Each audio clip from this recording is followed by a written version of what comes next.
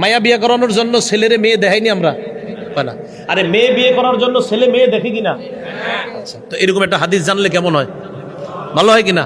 আচ্ছা, মুসনাদে আহমদ 5 নম্বর খণ্ড 424 নম্বর পৃষ্ঠা রাসূলুল্লাহ সাল্লাল্লাহু আলাইহি সাল্লাম বলেন, ইদা খাতাবা আহাদুকুম ইমরাআ, তোমাদের কেউ যখন কোনো নারীকে বিয়ের প্রস্তাব দেয়, প্রস্তাব দেওয়ার পর কথা পাকাপাকি যখন হবে, হ্যাঁ আমাদের মেয়েটাকে দেখতে আসতে পারেন। আবার তোমাদের কেউ যখন কোনো নারীকে বিয়ের প্রস্তাব দেয়, দেওয়ার পর ফালা জুনাহা আলাইহি আইয়ানজুরা ইলাইহা, ওই ছেলের জন্য প্রস্তাবকৃত মেয়েটাকে দেখা কোনো গুনাহ না।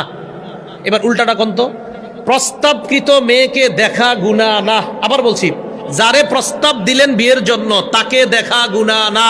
তাহলে বিপরীত দিকে যদি প্রস্তাব দেওয়া না সারা রাস্তাঘাটে দেখেন,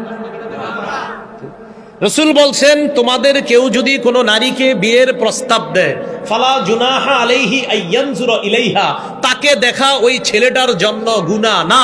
নবী বলে দিয়েছেন কেন? কারণ সে তো বিয়ে করার জন্য প্রস্তাব দিয়েছে, তাই কিছু সময়ের জন্য তাকে দেখা যায়। এখন তার কোন অংশটা দেখে ছেলে গিয়ে কয়েকজন চুপ রয়েছে, মনে হয় ওনারা চেহারা ছাড়া কি দেখে?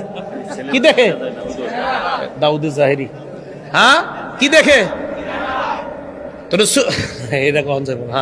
রাসূলুল্লাহ সাল্লাল্লাহু আলাইহি সাল্লাম বলেন, তোমাদের কেউ যখন কোন নারীকে বিয়ের প্রস্তাব দেয় তখন তার জন্য কোনো গুনাহ না মেয়েটাকে দেখা। তার মানে প্রস্তাব ছাড়া মেয়েটাকে দেখা গুনাহ, প্রস্তাব দিলে কিছু সময়ের জন্য দেখা যেহেতু জায়েজ, অন্য সময় তাকে দেখা গুনাহ। তো অন্য সময় একটা মেয়ে রাস্তাঘাটে চললে সাধারণত কোন অংশের দিকে পুরুষদের নজর যায়? চেহারা, অতএব চেহারা রাখতে হবে। রাসূলুল্লাহ সাল্লাল্লাহু আলাইহি সাল্লাম স্পষ্ট বললেন, তোমাদের কেউ কোন নারীকে বিয়ের প্রস্তাব যদি দেয় সেই নারীকে দেখলে গুনাহ নাই। তাহলে বোঝা যায় প্রস্তাব ছাড়া রাস্তাঘাটে এখানে সেখানে কোন মেয়ে যার সাথে পর্দা করা ফরজ, তার চেহারার দিকে তাকানো পুরুষের জন্য হারাম। আলোচ্য বিষয় থেকে আমরা বুঝলাম কোরআনের আয়াত আর হাদিসগুলা প্রমাণ করে নারীরা পর্দা করবে চেহারা সহ না চেহারা সারা। খুব মনোযোগ সহকারে বুঝবো। সূরা নিসার 1 নম্বর আয়াত, নারী পুরুষ 2 শ্রেণী। সূরা আহজাব 36 নম্বর আয়াত, নারী পুরুষ মুমিনরা ওয়াদাবদ্ধ, আল্লাহ আমরার কথাও মানবো, নবীর কথাও মানবো। সূরা আহজাব 33 নম্বর আয়াত, আল্লাহ বলছে নারীরা তোমরা ঘরে থাকো।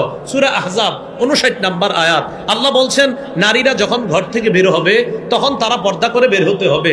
ইবনে আব্বাস বলছেন এর পর্দার অর্থ হলো চেহারাটা মাথার উপর থেকে ঢাকবে। সূরা নিসা 53 নম্বর আয়াত, আল্লাহ বলছেন তোমরা মাদের কাছে, নবীর বিবিদের কাছে কিছু চাইলে পর্দার আড়াল থেকে তোমরা চাও। সূরা নূরের 31 নম্বর আয়াত, আল্লাহ বলেছেন নারীরা যেন বক্ষ গ্রীবা দেশে তাদের পর্দা করে। সূরা নূরের 31 নম্বর আয়াত, আল্লাহ বলছেন তারা যেন তাদের সৌন্দর্য প্রদর্শন না করে, হ্যাঁ এমনি প্রদর্শন হয় যেটা, সেটা হলো তাদের কাপড়। সূরা নূরের 31 নম্বর আয়াত, আল্লাহ বলেন নারীরা যেন তাদের পা সজোরে নিক্ষেপ না করে, এতে তাদের গোপন অঙ্গ প্রদর্শন হওয়ার সম্ভাবনা। এখান থেকে প্রমাণ হয় তারা কিছু প্রদর্শন করতে পারবে না। সহিহ বুখারী 4758 নম্বর হাদিস করেছেন। বাইহাকী 7 নম্বর খণ্ড 117 নম্বর পৃষ্ঠা, রাসূল ইন্তেকালের পর ওই সময়ও নারীদের মাথায় আছে যে পর্দা করতে হবে। নবীর বিবিরা ঘরে আছে, আব্বুর বিবিদের সাথে আম্মাজান আয়েশাও ছিলেন। আবু বকর সিদ্দিক বাহির থেকে কয়, আয়েশা আমি কি আসতে পারি? তখন আম্মাজান অনুমতি দিলেন, জি আব্বা আসেন। কখন? যখন নবীর অন্য বিবিরা পর্দা করেছেন তখন। এখান থেকে বোঝা যায় পর্দা করতে হবে। সহিহ বুখারী 4141 নম্বর হাদিস, আম্মাজান হার হারিয়ে ফেললেন, এক সাহাবী আসছে ইন্না লিল্লাহ পড়ছে, সাথে সাথে উইঠা নিজের চেহারাটা ঢাইকা নিছে। এখান থেকে বোঝা যায় চেহারা ডাকতে হবে।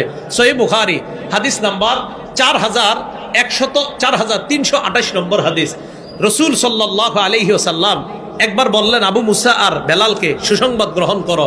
লম্বা আলোচনার শেষে উম্মে সালামা পর্দার আড়াল থেকে কয়, ইয়া রাসূলুল্লাহ, হে বেলাল আর আবু মুসা, তোমরা তোমাদের এই মায়ের জন্য বরকতি পানি রেখে দিও।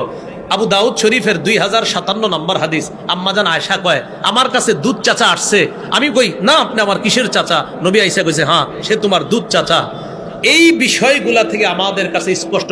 ও মুসনাদে আহমদ 5 নম্বর খণ্ড 424 নম্বর পৃষ্ঠা, তোমাদের কেউ কোনো মেয়ের বিয়ের প্রস্তাব দিলে তারে দেখতে পারবে, বোঝা গেল সে ছাড়া অন্য যারা আছে ওই মেয়েদের চেহারা দেখা যাবে না। সবগুলা প্রমাণ করে ইনসাফের সাথে ভদ্রতার সাথে বলছি আমরা, পর্দার অর্থ হলো চেহারা সহ নারীরা ঢিলে ঢালা পোশাক পরে তারা পর্দা করবে, এটাকেই শরীয়ী পর্দা বলা হয়। এটাকে কি বলা হয়? শরীয়ী পর্দা। আল্লাহ আমাদের সকলকে যে কথাগুলা শুনলাম বললাম এই কথাগুলা বুঝে শুনে অন্যদের কাছে প্রচার করার তৌফিক দান করেন। সুবহানাল্লাহি ওয়া বিহামদিহি সুবহানাকাল্লাহুম্মা ওয়া বিহামদিকা আশহাদু আল্লা ইলাহা ইল্লা আনতা আস্তাগফিরুকা ওয়া আতুবু ইলাইক। বিসমিল্লাহ।